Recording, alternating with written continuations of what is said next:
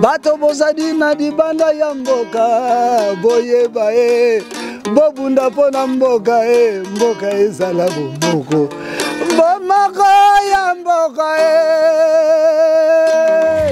L'UDPS au bord de la crise de nerfs. L'Union pour la démocratie et le progrès social évolue sans chef depuis plus d'un an. Personne n'a encore succédé à Étienne Tshisekedi.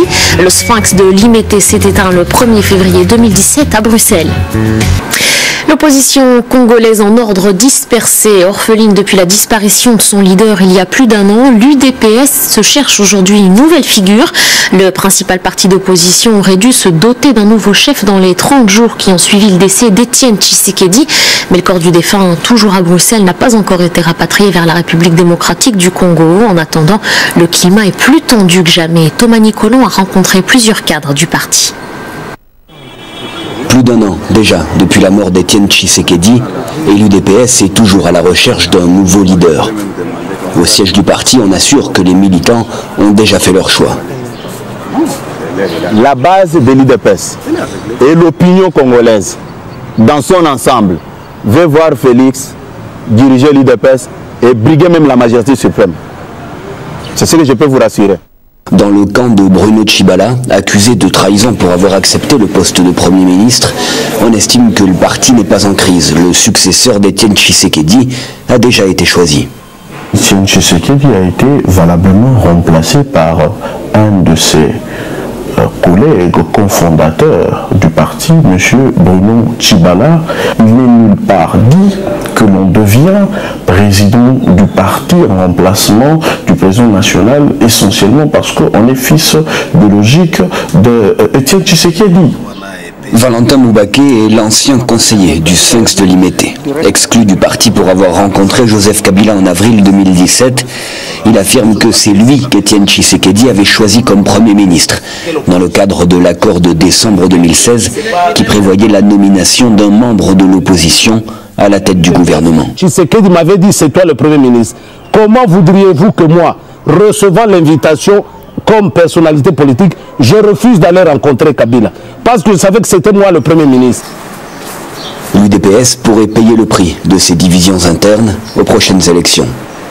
L'UDPS se bat pour sa survie et d'autres partis pourraient rafler la mise en étant mieux organisés et en prenant le temps de mener une campagne dans une plus grande harmonie. L'UDPS devra montrer au cours des prochaines semaines sa capacité à rassembler derrière une seule personnalité, faute de quoi le Congo tout entier sera privé d'une opposition crédible. Au Mali, ces dernières 24 heures ont été particulièrement meurtrières. 6 Maliens, 10 soldats et 4 casques bleus ont péri dans l'explosion de mines artisanales. Les attaques ont été menées dans le centre du pays, une région qui échappe encore au contrôle des forces maliennes et étrangères. La correspondance de Christelle Pia. Les casques bleus ont été visés en début d'après-midi sur la route entre Boni et Douenza, c'est dans le centre-est du Mali.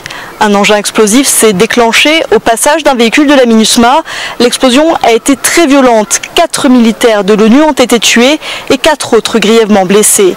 Hier, c'était l'armée malienne qui avait été la cible d'une attaque similaire, toujours dans le centre du pays, mais cette fois à l'ouest, à Dioura, c'est à une 60aine de kilomètres de la frontière mauritanienne. La mine artisanale a tué 6 soldats maliens, dont un lieutenant. Au Mali, les groupes terroristes utilisent très régulièrement les mines artisanales contre les forces armées et en premier lieu le groupe pour le soutien à l'islam et aux musulmans, un groupe terroriste affilié à Al-Qaïda et qui revendique la majorité des attaques au Mali. Il avait d'ailleurs revendiqué la mine artisanale qui avait tué 2 soldats français de l'opération Barkhane il y a une semaine dans la région de Gao. Et puis sachez que hier, un agent des eaux et forêts a également été assassiné. C'était à Douenza, c'est dans le centre du Mali. En Centrafrique, cette attaque qui a coûté la vie à 6 personnes, un employé de l'UNICEF, 2 responsables du ministère de l'Éducation et 3 membres de l'ONG Bangui Sans Frontières. C'est un partenaire de l'UNICEF. Tous étaient de nationalité centrafricaine. Le groupe se trouvait près de Markunda, c'est dans le nord-est du pays, non loin de la frontière avec le Tchad. Il n'y a pas eu de revendication pour l'heure. Toujours en Centrafrique, cette décision, ce verdict de la cour d'assises de Bangui, des travaux forcés à perpétuité. C'est donc le verdict prononcé cet après-midi à l'encontre de 12 ex-Séléka. C'est le mouvement responsable du coup d'État de 2013 dans le pays, un putsch qui a précipité la Centrafrique dans la guerre civile. Et le conflit dure d'ailleurs encore aujourd'hui. Edouard Dropsy est sur place pour France 24. Ils ont accueilli la sentence du président du tribunal au cri de Allahu Akbar. Les 12 prévenus qui étaient présentés ce mercredi à la session criminelle de Bangui étaient poursuivis pour les 5 chefs d'accusation suivants: association de malfaiteurs, détention illégale d'armes et de munitions de guerre, atteinte à la sûreté de l'État, rébellion et destruction de biens publics. Ce dernier point n'a d'ailleurs pas été retenu par le président du tribunal. Alors s'ils ont été jugés, ce n'est pas pour les crimes qu'ils auraient pu commettre depuis 2013, mais pour avoir participé à la fuite de Abdoulaye Hissène, un chef de la CDK. C'était en juillet 2016 à bord de 5 pick-up qui étaient présents devant la salle d'audience, toujours criblés de balles et qui servaient de pièce à conviction pour le procès, qu'ils ont réussi à franchir la barrière nord du PK12 avant d'être arrêtés à environ 200 km de la capitale. Alors lors de cette arrestation, plusieurs membres de ce convoi ont réussi à prendre la fuite, dont Abdoulaye Hissène, pour se réfugier dans les provinces toujours administrées aujourd'hui par la CDK. Alors ce procès a été extrêmement suivi en Centrafrique, comme l'avait été celui du général Andilo il y a un mois, général Antibalaka, qui avait lui aussi écopé de travaux forcés à perpétuité, une manière pour la justice centrafricaine de montrer que l'impunité recule. Partis sur les routes de l'Europe, des milliers de Gambiens ont décidé de rentrer au pays après une escale malheureuse dans les geôles libyennes.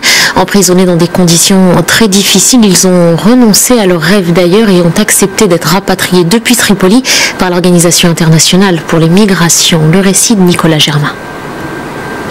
Des migrants africains dans un centre de détention en Libye. Beaucoup d'entre eux viennent de Gambie. Ici, ils ont été volés et roués de coups. L'an dernier, 2500 Gambiens ont été rapatriés par l'Organisation internationale pour les migrations, surtout lorsqu'il est apparu que certains migrants étaient vendus à des esclavagistes. De retour en Gambie, la vie est difficile. Le taux de chômage des jeunes atteint pratiquement les 40%. Nous sommes tous frustrés en ce moment. Et ce que je vois, c'est que s'il n'y a pas de changement, nous devons rester debout. Dieu est là pour nous, nous pouvons encore prendre la route et voir ce que Dieu fera. Il y a très peu de possibilités ici, on n'a rien à faire. S'il y a des opportunités, ça va prendre du temps. En tout cas, pour l'instant, il n'y a rien ici. Après 22 ans au pouvoir, Yahya Jammeh a finalement quitté le pays l'an dernier. Son successeur est Adama Barrow, qui a été élu démocratiquement. Il a suscité de nombreux espoirs, mais l'économie ne redémarre pas. Les nouvelles autorités comptent sur le soutien des donateurs étrangers. Nous espérons recevoir le soutien de nos partenaires pour le développement et aussi mettre en œuvre nos politiques actuelles avec le lancement d'un programme national pour transformer notre économie.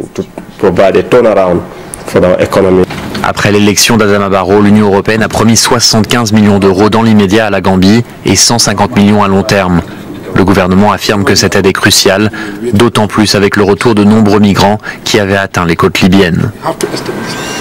Voilà, il n'est pas toujours évident de sourire mais de rire, mais on va prendre le temps ce soir puisqu'on reçoit Rokiata Ouedraogo. Bonsoir. Bonsoir. Alors vous êtes comédienne, vous êtes également humoriste et vous vous produisez en ce moment même au théâtre Lucernaire à Paris. C'est votre 4e spectacle, Je demande la route. On va en voir tout de suite une affiche. Voilà, l'affiche du dernier spectacle de Rokiata Ouedraogo. Donc c'est au théâtre Lucernaire, je le disais.